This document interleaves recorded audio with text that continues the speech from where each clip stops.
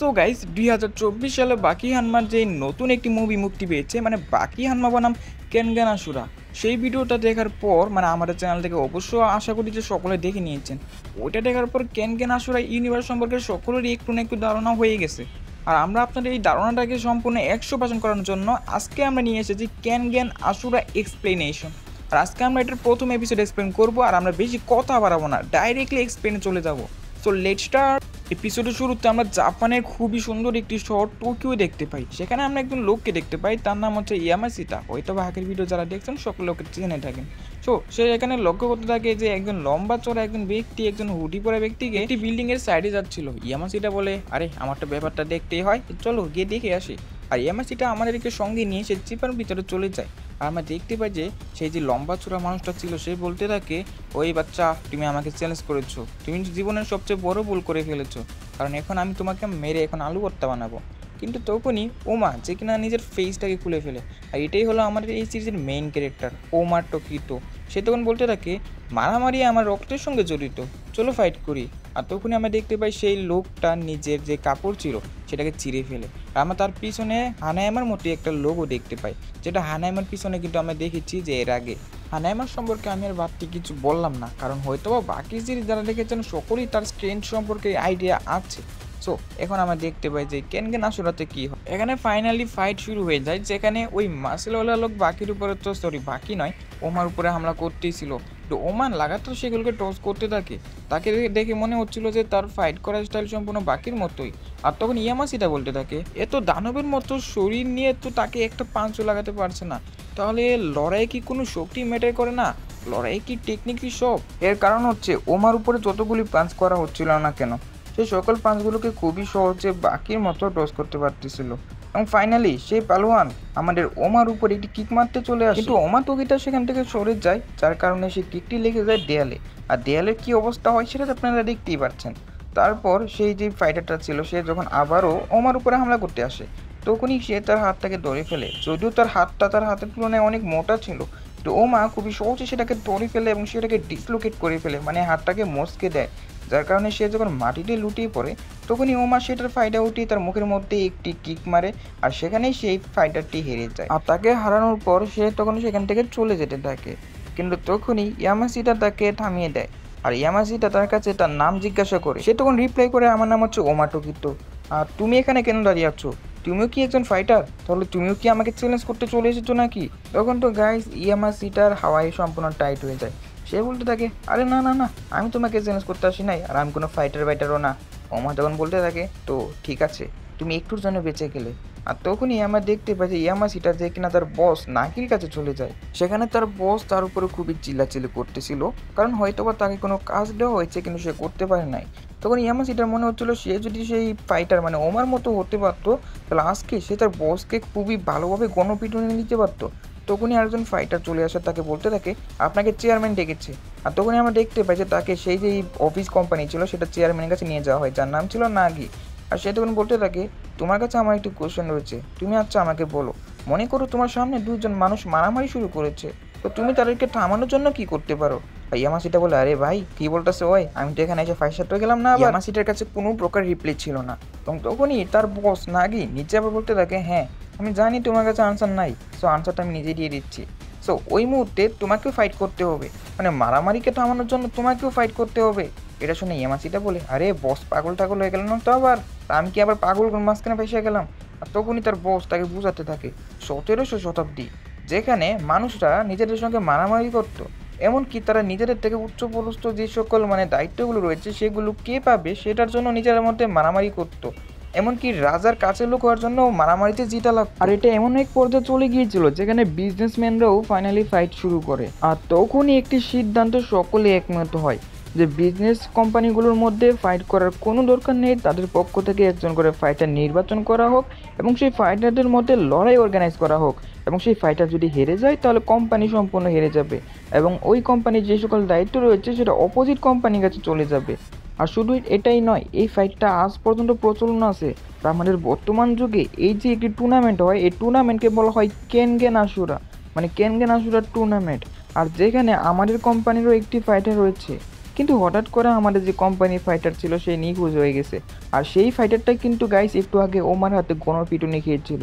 আর এই জন্য সেই কোম্পানি নতুন একজন ফাইটার্সকে এখানে হায়ার করেছে, আর সেটার কেউ নয়, সেটা হচ্ছে ওমার টোকিতা।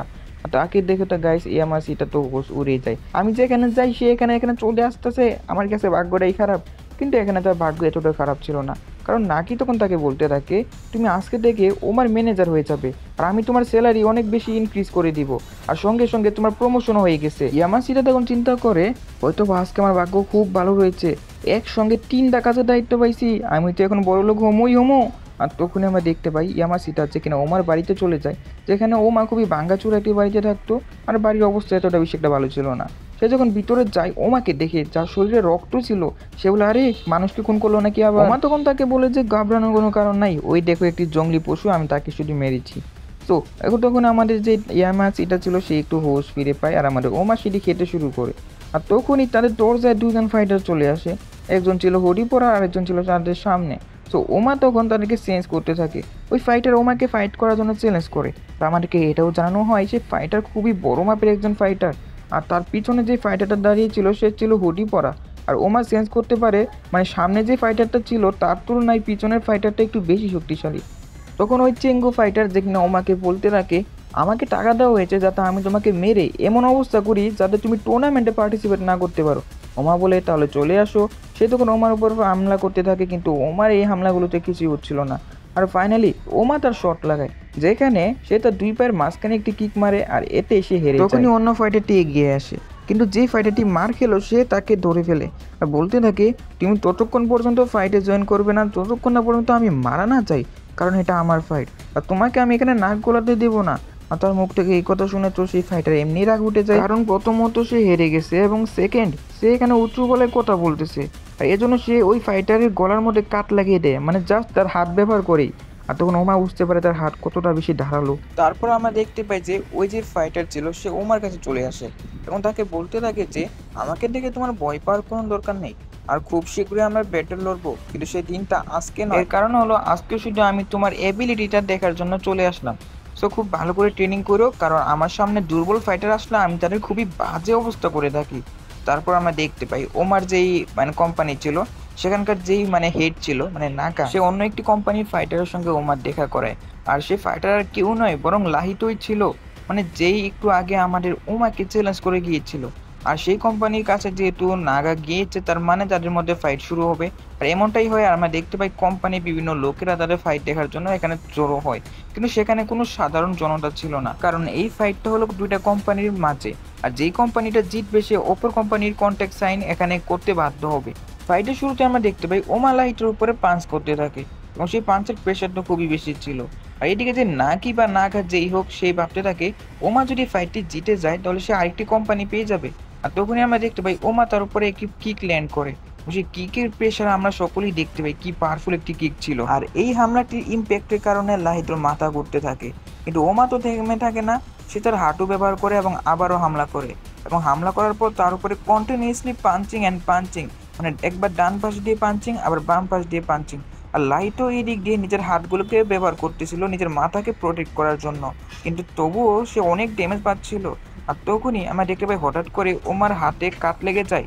ওমা বুঝতে পারে না এটা কিভাবে হলো, কারণ এখানে তো সে হামলাই করেনি, তারই সঙ্গে তার চিস্টে কাট লাগিয়ে দেয়, আর এই কাট সে লাগায় তার একটি আঙ্গুলের মাধ্যমে।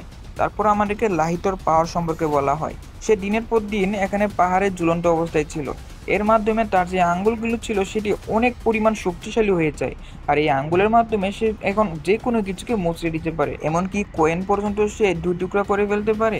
আর এখানে ফাইনালি লাহিটো আবার উঠে যায় এবং ওমাকে হারানোর জন্য প্রস্তুত হয়। লাহিটোর ফুলি কনফিডেন্স ছিল, কারণ সে ভেবেছিল ওমা হয়তো আর পারবে না। আর ওমার যেহেতু চেস্টের উপরে কাট লেগে গিয়েছে আর প্লাস তার অনেক ড্যামেজ হয়ে গিয়েছে, তাই ওমার অনেক রাগ হয়। আর এদিকে আমরা দেখতে পাই লাহিটো যে কিনা তার ফাইনাল শট নেওয়ার জন্য তার সকল আঙ্গুলগুলোকে প্রস্তুত করে ওমার উপরে হামলা করে, আর ওমা এদিকে লাহিটোর আঙ্গুলগুলোর সঙ্গে নিজের আঙ্গুলগুলো ম্যাচ করে ফেলে, যার কারণে তার হামলাটা ওমার উপরে কোনো ইম্প্যাক্টই করে না। আর ফলস্বরূপ যেটা হওয়ার সেটা হওয়ারই ছিল, ওমা তার উপরে একটি কিক মারে আর কিকেই আমাদের লাইটন নক আউট হয়ে যায় আর ওমা হয়ে যায় ম্যাচের বিজয়ী। আর ওমা যে তাকে হারাতে পারবে এটা কখনো কি কল্পনাই করেনি, কারণ সেটা আনডিফিটেড ফাইটার ছিল। পাশাপাশি নাগিও সেখানে খুশি হয়ে যায়। তারপর তারা এই খুশিটাকে আরো বেশি এগিয়ে নেওয়ার জন্য একটি পার্টি অর্গানাইজ করে। আর তারপর আমরা একটি সাইকো ফাইটারকে দেখতে পাই। সে তার সামনে থাকা সকল ফাইটারকে মেরে একদম বত্তা বানিয়ে রেখেছিল। এবং তখন আমরা দেখতে পাই সে আরেকজন ফাইটারের গাড়ি সম্পূর্ণ মটকে দিয়েছিল। এবং তখনই আমাদেরকে একটি বিল্ডিং এর সিন দেখানো হয়, এবং এই বিল্ডিং এ কেনগেন টুর্নামেন্ট হয়, এটার জন্য কোয়ালিফাই করা হয়। আর এই কোয়ালিফাই হওয়ার জন্য সাইকো ফাইটার এসেছে এবং সে একজন লেডি চেয়ারম্যানের সঙ্গে হাত মেলায় আর বলতে থাকে, আমি তোমার ফাইটারদেরকে হারিয়ে দিয়েছি, সো এখন কি আমি তোমার হয়ে এখানে লড়াই করতে পারবো? এর কারণ হলো আমার একটি বন্ধু রয়েছে যার নাম হচ্ছে ওমার টোকিতা, সো আমি তাকে ফাইটে হারাতে। তখন সেই লেডি চেয়ারম্যান এখানে রাজি হয়ে যায়। তারপর আমরা ওমাকে দেখতে পাই, যার কিনা আরো একটি ফাইট অর্গানাইজ করা হয়েছিল, আর এইবার অর্গানাইজ করা হয়েছিল অন্য একটি শক্তিশালী দানব আকৃতি ফাইটারের বিরুদ্ধে। ফাইট শুরু হয় এবং তারা দুজন এখানে আমনাসামনি হয়। সেই ফাইটারটি বলতে থাকে, তোমার কপাল অনেক ভালো যে আমার মতো একজন সুনামধন্য ফাইটারের সঙ্গে তোমার এখানে ম্যাচ হয়েছে। চিন্তা করো না, তোমাকে মেরে আমি আজকে দেখো কি করতেছি। আর তখনই এখানে ফাইট শুরু হয়। ওমা প্রথমে তার পাঁচটি ল্যান্ড করে দেয়। আর এই রেসলারের যে কোম্পানি ছিল সেটার নাম ছিল গ্যান্ডাই। আর এখানে ওমা বলতে থাকে, তো ফাইট করার শুরুতে তো অনেক বেশি কথা বলতেছিলে, কোথায় গেল তোমার এই শক্তি? ফাইট করবে না? আর এটা বলার মাত্রই ওমা তার উপরে আবারও যায় এবং তাকে আবারও পাঞ্চেস ল্যান্ড করতে থাকে। কিন্তু তার যে একটি ফাইনাল পাঞ্চ ছিল সেটা ওই রেসলারটি ব্লক করে ফেলে। আর সে ওমাকে কাঁধে উঠিয়ে নেয় এবং নিচে খুবই বড় একটি বডি স্ল্যাম মারে। কিন্তু তার উপরে যখন একটি কিক ল্যান্ড করবে তখনই ওমা সেখান থেকে সরে যায়, মানে একটু জন্য বেঁচে যায়। আর ওমা তার উপরে আবারও পাঞ্চেস ল্যান্ড করতে থাকে। সে তার উপরে যখন পাঁচ ল্যান্ড করছিল, ওমা খুবই সহজে তার পাঁচ থেকে বেঁচে যাচ্ছিল, কারণ আমরা জানি ওমার যে বডি সেটা কিন্তু বাকির মতো ফ্লেক্সিবল। কিন্তু তার ওপোনেন্টের বডি অনেক শক্তিশালী হয়, ওমার পাঞ্চগুলো তার উপর কোনো ইম্প্যাক্ট করতেছিল না। আর যে ওপোনেন্ট তার উপর একটি কিক মারে, যার কারণে সে একটি গাড়ির উপরে যায়, কিন্তু এতেও ওমার কিছু হয় না। ওমা সেখানে আবারও উঠে পড়ে। তো ওমাকে দেখে সেই ফাইটার বলতে থাকে, বাহ চমৎকার, আমি তো এটাই আশা করতেছিলাম, আর আমি জানতাম তুমি যাতে সহজে হার মানবে না, সো ফাইট করো। এবং ওমা তার কাছে চলে আসে, আর তখনই সে ওই রেসলারটাকে চিমটি দিতে থাকে। এবং এই চিমটি খাওয়ার পর ওই রেসলার বলতে থাকে, আরে তুমি কি আমার রাগ উঠাইতেছো? কি করতেছো এগুলা? আর তখনই ওমা বলতে থাকে, কি তোমার ব্যথা হচ্ছে তাই না? আর তুমি না বললে যে তোমার কোনো প্রকার ব্যথা হয় না? আর এই কথা শোনার পর সেই রেসলার এখানে রেগে যায়, আর সে তখন ওমার শোল্ডার থেকে ধরে ফেলে এবং তখনই তার উপর একটি স্ল্যাপ মারার জন্য রেডি হয়। কিন্তু তখনই ওমা সেটাকে ডিফেন্সিভ করে ফেলে। আরো ভালোভাবে বললে সে এখানে শিবুকাওয়ার টেকনিক ব্যবহার করেছে। আমরা তো শিবুকাওয়ার টেকনিক জানি, যেটা হলো যে কারোর টেকনিক তার উপরে ব্যবহার করে, মানে ডিফেন্সিভ অ্যাটাক। ওমা এখানে এই অ্যাটাকটি ব্যবহার করে এবং তার উপরে একটি কিক ল্যান্ড করে, আর তার মুখের মধ্যে কন্টিনিউয়াসলি পাঞ্চ করতে থাকে। আর এই কন্টিনিউয়াসলি পাঞ্চ খাওয়ার পরও আমরা দেখতে পাই ওই ফাইটার ওমাকে ধরে ফেলে এবং ধরার পর সে তাকে একটি জোরে আছাড় মারে। আর শুধু আছাড় মারার মধ্যে সীমাবদ্ধ নয়, সে তার মাথা ধরে তাকে আলগাতে শুরু করে এবং তাকে আবারও একটি সুপ্লেক্স দিয়ে দেয়। সুপ্লেক্স এমন একটি টেকনিক যেটা যে কারো বুকের হাড্ডি ভাঙতে পারে। তখনই স্টেডিয়ামে থাকা সকল লোকরা ওই ফাইটারকে চেয়ার আপ করতে থাকে। একজন বুড়া মাতলা লোক বলতে থাকে, হ্যাঁ হ্যাঁ তাকে মেরে ফেলো, আরো মারো, আমরা খুব এনজয় করতেছি। আর তখন ইয়ামাসিটার উঠে যায় রাগ, আর সে তখন তার কলা ধরে বলতে থাকে, আরে মাতলা তুই এখানে চিল্লাইতেছস কেন? এটা আমার ফাইটার, আর আমার ফাইটার এত সহজে হারতে পারে না। তখনই সেই লোকটি বলতে থাকে, তাহলে ওই মাটিতে লুটিয়ে আছে ওটাকে, ওটা তো তোমারই ফাইটার তাই না? আর তখনই আমরা দেখতে পাই ওমার এখানে খুবই বাজে অবস্থা, আর সেই ফাইটারটি ওমাকে নিজের কাঁধে তুলে নেয় এবং সে খুবই স্ট্রংগেস্ট একটি মুভ মানে ব্যাকবোন হামলা করতে থাকে, যাতে ইউজারের সকল হাড্ডিগুলোকে পুরো চুরমুর করে ফেলে। আর তখনই আমরা দেখতে পাই ওমার এখানে হুঁশ ফিরে আসে না, আর এটা দেখে সকলে এই ফাইটারের জয় প্রায় নিশ্চিত করে দেয়। আর তখনই ইয়ামাসিতা ওমার জন্য এখানে প্রার্থনা করতে থাকে যে ওমা যেন এখানে তাড়াতাড়ি উঠে যায়। আর তখনই আমরা দেখতে পাই ওমার শরীর কাঁপতে থাকে। সে কাঁপার পর সে প্রথমেই তাকে একটি কিক মারে এবং তার দুইটা আঙ্গুল ভেঙে সেখান থেকে জাম্প করে দূরে চলে আসে। আর ওমাকে আমরা দেখে বুঝতে পারি তার পুরো পার্সোনালিটি চেঞ্জ হয়ে গেছে, তার ব্লাড সার্কুলেশন খুবই হাই ছিল এবং তাকে দেখে আমরা বুঝতে পারি সে কোনো ডেমনের মতো হয়ে গেছে। আর ওমা তখন ফাইটের জন্য সম্পূর্ণভাবে প্রস্তুত হয়ে যায়। আর তার যে ওপোনেন্ট ফাইটার ছিল সেও এখানে ঘাবড়ায় না, সেও আরো এক্সাইটেড হয়। আর ফাইনালি তারা দুজনই দুজনের উপরে পাঞ্চেস করতে থাকে, আর সেই ফাইটারও তার উপরে পাঞ্চেস করতেই থাকে। ওমা সেখানে থামতেছিল না, এখানে তারা দুজনই খুবই কড়া টক্কর দিচ্ছিল। সেই ফাইটার বলতে থাকে, আমি তো প্রথমে তাকে কিছু মনেই করি নাই, কিন্তু সে তো আমাকে প্রায় হারানোর রাস্তায় চলে যাচ্ছে, কিন্তু আমিও এখানে হার মানবো না, আমি আমার সর্বটুকু দিব। স্টেডিয়ামের সকল মানুষরা তাদের দুজনের জন্য চেয়ার আপ করতে থাকে। যেখানে তারা দুজনে এখন দুই ভাগে বিভক্ত হয়েছে। এক দল হয়েছে আমাদের ওমা আর আরেক দল হয়েছে ওই ফাইটারের দলে।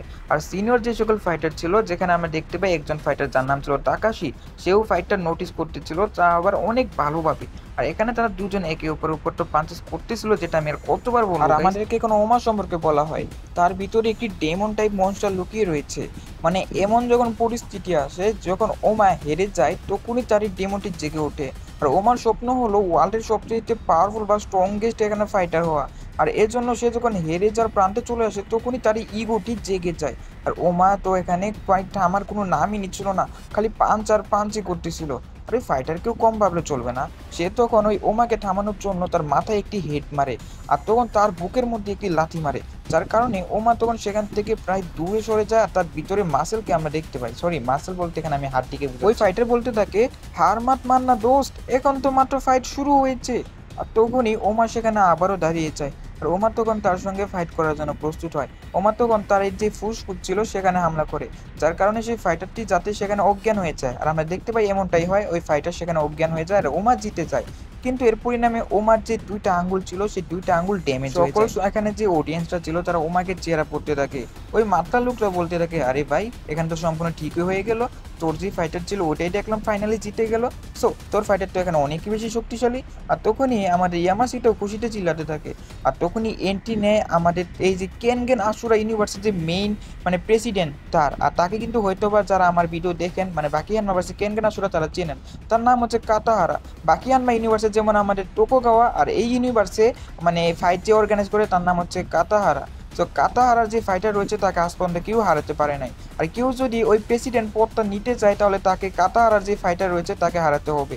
আর এখন এখানে আপনারা অনেকজন প্রেসিডেন্টকে দেখতে পাচ্ছেন, যার মধ্যে আমাদের যে ওমা রয়েছে তার প্রেসিডেন্ট মানে নাকি কাতাহারাকে চ্যালেঞ্জ করে বসে। মানে এখন কাতাহারাকে হারানোর সত্য হচ্ছে কেনগেন যে টুর্নামেন্ট রয়েছে সেই টুর্নামেন্টে পার্টিসিপেট করতে হবে, এবং সেই টুর্নামেন্টটি তার যে ফাইটার মানে আমাদের ওমা তাকে জিততে হবে। জিতার পর সে সুযোগ পাবে যে নাকি মানে আমাদের যে কাতাহারা রয়েছে তার ফাইটারের সঙ্গে ফাইট করার। কাতাহারা বলতে থাকে, তো ঠিক আছে নাকি, আমি তোমার চ্যালেঞ্জ প্রস্তুত করলাম, যদি তোমার ফাইটার আমার ফাইটারকে হারাতে পারে তাহলে এই প্রেসিডেন্ট পদ তোমার হবে।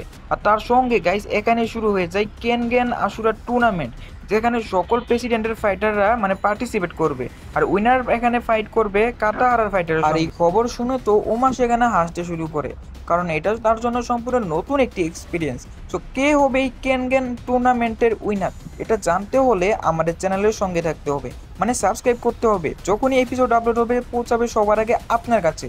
সো গাইস, আমরা সকলে যেমনটা জানি কেনগেন আশুরা টুর্নামেন্টের এখানে এলাম হয়ে গিয়েছিল। আমরা দেখতে পাই যে এখানে ওমা, যাকে কিনা নাকি বলতেছিল, সে ওমাকে নিজের ফাইটার হিসেবে আর রাখবে না। ওমা তখন তাকে বলতে থাকে, কেন, আমি তো তোমার দুইটা ফাইটারকে হারিয়ে দিয়েছি, তাহলে আমার এখানে কেন, আমাকে কেন রাখবে না তুমি? আর তখনই নাকি বলতে থাকে, তুমি তোমার যে আগের ফাইটার ছিল তাকে হারানোর সময় তোমার হাতে অনেক আঘাত পেয়েছো, আমার মনে হয় না তুমি টুর্নামেন্টটা জিততে পারবে। আর তখনই মানে সে যে নতুন ফাইটারটা রেখেছে সে চলে আসে। আর নাকি তাকে বলতে থাকে, আরে ভাই এখানে দাঁড়িয়ে যাচ্ছে কেন, আমাকে তাড়াতাড়ি এই মনস্টারের হাত থেকে বাঁচাও। ওমা তো গীতা তখন বলতে থাকে, তাহলে এটাই সেই ফাইটার যাকে আমার বদলতে রাখা হয়েছে। আমরা দেখতে পাই ওই ফাইটার ওমার হাতের মধ্যে প্রেসার দিতে থাকে, যার কারণে এখান থেকে নাগি বেঁচে যায়। আর তখন ওমাকে সেই ফাইটার বলতে থাকে, তোমার হাতে এখানে ড্যামেজ হয়েছে, সো টুর্নামেন্টে তুমি পার্টিসিপেট করতে পারবে না, আর করলেও জিততে পারবে না, আর এই জন্য তুমি এটাতে কিছু মনে করো না। আর তখনই সেখানে আমরা দেখতে পাই ওমা সেই ফাইটারকে ফাইট করার জন্য চ্যালেঞ্জ করে বসে। আর সেই ফাইটার রেডি হয়ে যায়। আমরা দেখতে পাই ওমা তার উপর যতগুলো পাস করছিল সেই ফাইটার অনায়াসে সেগুলোকে ডস করতে পারতেছিল। ইয়ামাসিটা বলতে থাকে, এগুলো কি হচ্ছে, আর সেই ফাইটার এখানে ফাইট করছে কেন?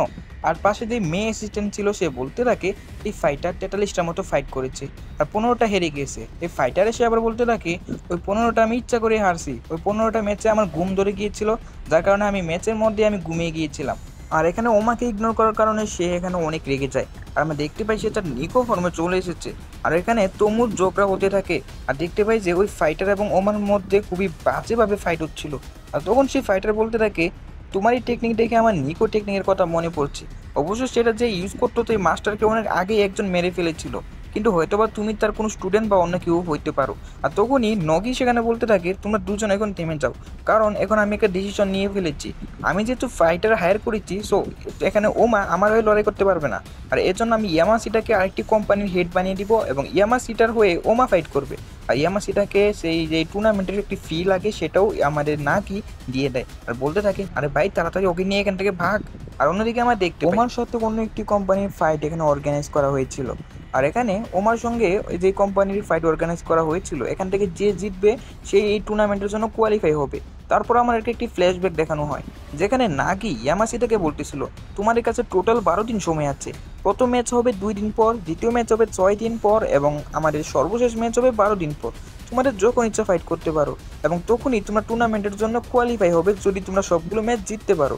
আর ইয়ামাসিটা তখন বলতে থাকে তাহলে 2 দিন পরের ম্যাচটা আমরা একটু পরেই খেলি, কিন্তু ওমা বলতে থাকে যে আরে না এটা আমি ফাইট করতে পারবো, ওই হালকা মালকা জোট আমার কিছু করতে পারবে না। আর আমরা দেখতে পাই প্রেজেন্ট টাইমে যেখানে ফাইটটা হচ্ছিল এবং রেফারি অ্যালার্ম করে দেয় ফাইটিংয়ের জন্য।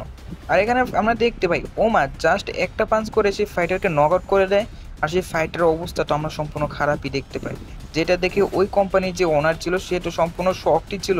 আর এভাবে আমাদের ওমা প্রথম ম্যাচ জিতে যায় এবং তারপর আমরা দেখতে পাই যে অন্য একটি ফাইটার মানে অন্য একজন ফাইটার কিনা বললে এটাকে ভুল হবে, তাকে আমরা এই যে ইয়ামাসিটার মতোই বলতে পারি, সে কিনা ওমাদের এই ফাইটিংটা রেকর্ড করতেছিল। আসলে তার কাজ হলো এরকম চুরি করা, মানে সকল ফাইটারদের যে সকল ডাটাগুলো রয়েছে সেগুলোকে কালেক্ট করা এবং সেগুলোকে একটি বড় কোম্পানির কাছে জমা দেওয়া, আর এতে সে ভালো একটা অ্যামাউন্টের টাকা পায়। আর সেই বড় কোম্পানির নামটা এখন আমার মনে আসতেছে না, সো হয়তো বা আমরা সিরিজের সামনে গিয়ে এটা আরও ভালো করে জানতে পারবো। আর ওই কোম্পানির যে সকল ফাইটারগুলো রয়েছে এগুলো অনেক বেশি শক্তিশালী, এই সকল ফাইটারগুলোকে আমরা সামনে গিয়ে টুর্নামেন্টে দেখতে পারবো। সো এখন আমরা আবারও প্রেজেন্ট টাইমে চলে যাই, যেখানে ইয়ামাসিটার সঙ্গে ওই মাতলা মানুষটা হয়েছিল, সে বলতে থাকে টুর্নামেন্টে আমিও অংশগ্রহণ করছি এবং আমি যে ফাইটারকে হায়ার করেছি তার নাম হচ্ছে রিও। আর আপনারা কিন্তু রিওকে অবশ্য চেনেন, আপনারা ফাইটে গেলে দেখতে পারবেন। এদিকে আমরা দেখতে পাই ওমার যে কিনা ফাইট করতেছিল মানে ট্রেনিং করতেছিল, আর তখনই ট্রেনিং করতে করতে নিচে পড়ে যায় এবং তখনই তার কাছে একজন ফাইটার চলে আসে। ওমা বলে যে তুমি কে? সেই ফাইটার বলে তুমি কি আমাকে ভুলে গেছো? আমি সেই ফাইটার যে কিনা তোমার মাস্টারকে মেরেছিলাম। আমরা জানতে পারি সেই ওমার মাস্টারকে মেরেছিল, মানে যে নিকো টেকনিক ব্যবহার করে। আর সেই ফাইটারটাকে বলে যে আমরা আবারও দেখা করব, তো আবার টুর্নামেন্টের ময়দানে। আর এখানে আমরা দেখতে পাই সবাই একটি শিপের সামনে উপস্থিত হয়েছে। ইয়ামাসিটা সহ আমরা সকলে জানতে পারি এখানে মোট 150 জন মানে ফাইটার ফাইট করবে, যেখান থেকে মাত্র 5 জনই এই টুর্নামেন্টের জন্য চান্স পাবে। তারপর এখানে একজন সিকিউরিটি গার্ড সকলকে বলতে থাকে যাদের কাছে ইনভিটেশন কার্ড রয়েছে তারা সকলে এই আলিশান শিপে চলে যান, আর যাদের কাছে নাই তারা এই ভাঙ্গা শিপের মধ্যেই ফাইট করুন। মানে আমাদের যে ওমা রয়েছে তার কাছে কিন্তু ইনভিটেশন কার্ড নাই, সো তাকে এখানে ফাইট করতে হবে এবং 150 জনের মধ্যে থেকে টপ 5-এ আসতে হবে, মানে টপ 5-এ আসার পরই তারা টুর্নামেন্টে যেতে পারবে আর কি। আর যাদের কাছে ছিল তারা তো আগে এই টুর্নামেন্টের অংশীদার হয়ে গেছে।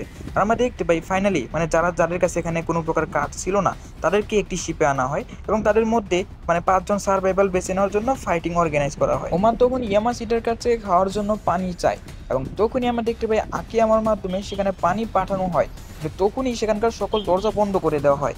আর ওমা বুঝতে পারে তাকে এখন এই মেয়েটিকে বাঁচাতে হবে, আর এটাই ছিল সবচেয়ে বড় জাল। আমরা দেখতে পাই 10 থেকে 15 জন ফাইটার মিলে তার উপরে হামলা করতে থাকে, কিন্তু ওমার কাছে এগুলো কোনো ব্যাপার ছিল না, সে একের পর এক ফাইটারদেরকে নক আউট করতে থাকে। আর তখনই আমরা সেখানে রিওকে দেখতে পাই, মানে ওই যে মাতলা মানুষটা ছিল সে কিন্তু এই রিওকে হায়ার করেছিল। রিও এখানে ওমার সঙ্গে ফাইট করতে আসে না, বরং তার সঙ্গে টিম আপ করতে আসে। আমরা দেখতে পাই তারা দুইজন মিলে সকল ফাইটারকে নক আউট করতে থাকে। তখনই একটা পাগলা মার্কা ফাইটার সেখানে চলে আসে, যার কাজ সে নিজেই বলতে থাকে আমার কাজ হলো বুলেটের মতো চলা, আর আমি নিজেকে রকেটের মতো ব্যবহার করি, আর আমার সামনে যেই আসে আমি তাকে সম্পূর্ণ ছিন্ন ভিন্ন করে ফেলি।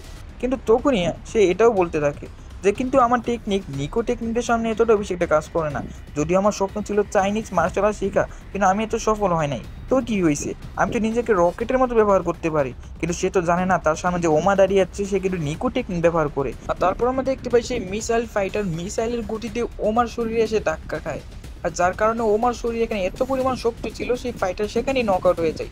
ওমা বলতে থাকে বাকি ফাইটারদের তুলনায় তুমি অনেক ভালো লড়াই করেছো। আর এই লড়াইটা কিছুক্ষণ টিকে আর আমরা দেখতে পাই ফাইনালি সেখানে 5 জন প্রতিযোগী টিকে যায়, মানে শেষমেশ এই 5 জন ফাইটার দাঁড়িয়েছিল, মানে যেখানে ওমা রিও এবং হাজার নামে একজন ফাইটার এবং বাকি আরও 2 জন ফাইটার রয়েছে। তাদের সকলকে অ্যানাউন্সমেন্ট করে বলা হয় যে এখন আপনারা জাহাজে যেতে পারবেন। আমরা দেখতে পাই তারা 5 জন একসঙ্গে জাহাজে যেতে থাকে এবং জাহাজে কেনগেন আশুরা মানে টুর্নামেন্টে কিছু আমরা লোকদেরকে দেখতে পাই, এখানে কাতাহারাও ছিল। সো এখানে কাতাহারা সকলকে স্বাগতম জানায়, কিন্তু এখানে যে হাজার নামে একজন ফাইটার ছিল সে বলতে থাকে তুমি প্রথমে আমাদের সঙ্গে 2 নাম্বারই করেছো, আমাদেরকে 150 জন ফাইটারের সঙ্গে ফাইট করিয়েছো, এটা তো মোটেও কোনো মানে হয় না। কাতাহারা বলতে থাকে যে তোমরা খুবই ছোট্ট কোম্পানি থেকে বিলং করো, আর এখানে যারা আগে থেকে এন্ট্রি পেয়ে গেছে এরা খুবই বড় মাপের কোম্পানি এবং এদের ইনভেস্টমেন্ট সংখ্যা অনেক বেশি। সো নিজেদের এখানে পদ অনুযায়ী কথা বলবে, বড় বড় কথা মোটেও বলবে না। এই কথা শুনে সে যে হাজার নামে ফাইটার ছিল সে কাতাহারার উপরে রেগে যায়, তার উপরে ফাইট করতে চলে আসে। আর তখনই আমরা দেখতে পাই সে বুড়া হলে কি তার অনেক বডিগার্ড রয়েছে, এবং একজন বডিগার্ড এসে হাজারকে একটি কিক মেরে তাকে জাহাজ থেকে সম্পূর্ণ সমুদ্রে ফেলে দেয়। এটা দেখে সম্পূর্ণ বাকি যে কোম্পানিটা ছিল তারা তো ভয় পেয়ে যায়, কারণ তারা বুঝতে পারে এটা বুড়া হলে কি হবে। তার কাছে যে সকল বডিগার্ড রয়েছে এরা সকলে খুবই বড় মাপের ফাইটার, মানে তার সঙ্গে পাঙ্গা নেওয়া যাবে না। ইয়ামাসিতা এবং আমাদের যে ওমা ছিল তারা ডিনার করতেছিল, আর এখানে এত বড় শিপ দেখে তো তারা খুবই অবাক হয়, কারণ তারা জীবনে প্রথমেই এত বড় শিপে এসেছে। এখানে নগি যে কিনা তাদেরকে কংগ্রেচুলেশন জানায় এত দূর আসার জন্য। ওমা তখন বলতে থাকে, তুমি আমাকে কংগ্রেচুলেশন কেন জানাচ্ছ, তুমি আমার না সেখানে সঙ্গ ছেড়ে দিছো।